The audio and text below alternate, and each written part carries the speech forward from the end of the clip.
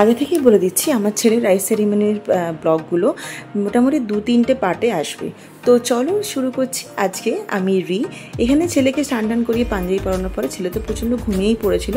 তারপরে যা হোক করে ওকে অনেক কোলে ঝাঁকানো টাকানো করার পর ছেলে কোল থেকে উঠে ঘুম থেকে উঠে এখানে দাদুর কোলে বসে দাদু ঠাকুমা করে আশীর্বাদ করছে, মালা টুপি পরে বসে গেছে। প্রচণ্ড খিটখিটে হয়ে গেছে, কারণ ঘুমটা কমপ্লিট হয়নি।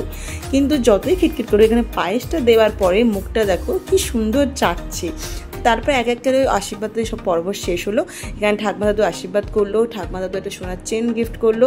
আর তারপরে দেখো পাপা যতই ও বিরক্ত হোক, যেই মুখে খাবারটা দিচ্ছে অমনি চুপ করে যাচ্ছে। এখানে পাপা একটা মুড়ো দিয়েছে, দেখো আমি হাইটা বন্ধ হয়ে আর মুড়োটা কি সুন্দর করে চাটছে।